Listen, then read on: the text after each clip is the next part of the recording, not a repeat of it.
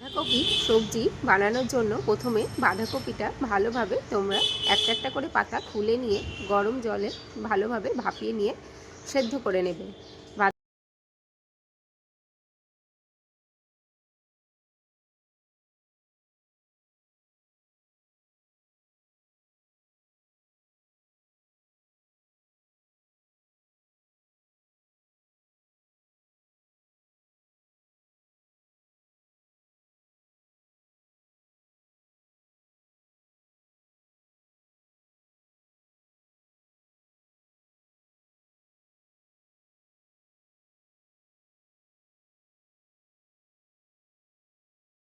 এইভাবে একটা একটা করে পাতা জলের মধ্যে দিয়ে একটুখানি সামান্য লবণ দিয়ে সেদ্ধ করে নাও।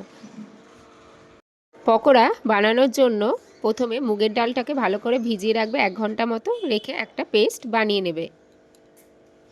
এরপর বাঁধাকপির পাতাগুলো দেখো কতটা সুন্দর সেদ্ধ হয়ে গেছে। এইবার বাঁধাকপির পাতাগুলো তুলে নিয়ে হালকা হাতে ভালোভাবে একটু মুছে নিয়ে তার মধ্যে যে মুগের ডালটা বেটে রেখেছিলাম সেই বাটা মুগের ডালটা অল্প অল্প করে পাতাগুলোর ওপরে দিয়ে দিতে হবে।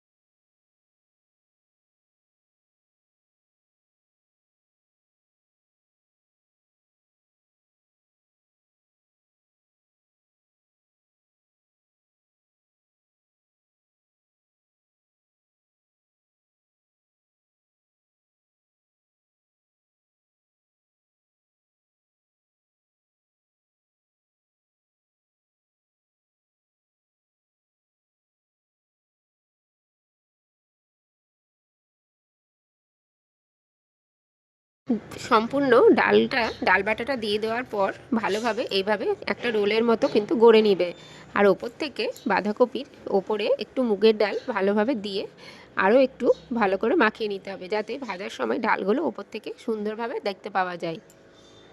এইভাবে আরও একটা পাতা আমি কিন্তু গড়ে নেব। মোট 2টো পাতা আমি এভাবে ডাল বাটা দিয়ে সুন্দরভাবে গড়ে নিয়েছি।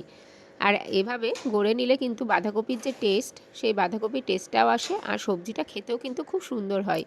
এবার কড়াইতে তেল গরম করে একটা একটা করে বাঁধাকপির যে পুরগুলো ভরে তৈরি করেছিলাম সেইগুলো দিয়ে হালকা আঁচে যতক্ষণ না ভাজা ভাজা হচ্ছে সেই রকম অবস্থায় একেবারে লাল করে ভেজে তুলে নিতে হবে।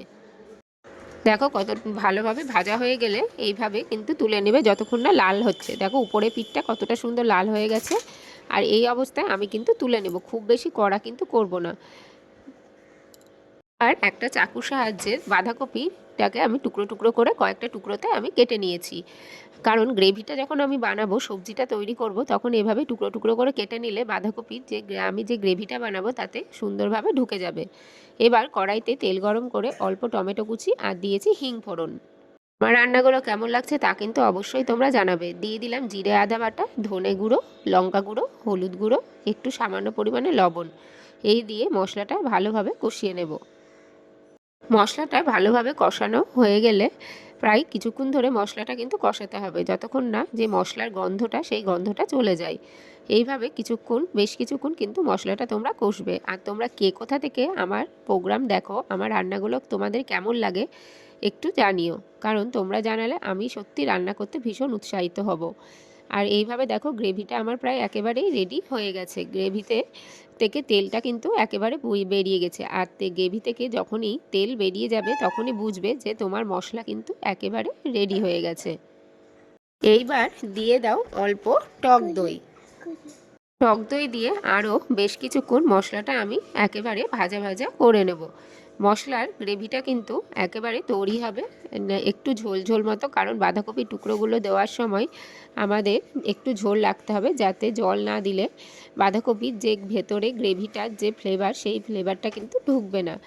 এইভাবে বাঁধাকপির টুকরোগুলো দেখো নেড়ে নিলাম, নেড়ে নিয়ে অল্প সামান্য পরিমাণে আমি এবার দিয়ে দিব একটু জল।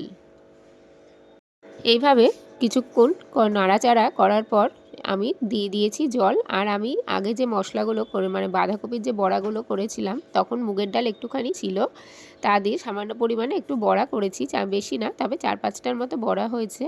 সেই বড়াগুলো আমি কিন্তু সবজির মধ্যে দিয়ে দিয়েছি। তোমরা চাইলে দিতেও পারো, নাও দিতে পারো, কিন্তু দিয়ে খেতে হয়েছিল একেবারেই অসাধারণ। এইবার দিয়ে দিয়েছি সামান্য পরিমাণে চিনি। আর দেখো কালারটা কতটা সুন্দর হয়েছে। তোমাদের কেমন লাগলো এই বাঁধাকপি রেসিপি তা কিন্তু জানিও।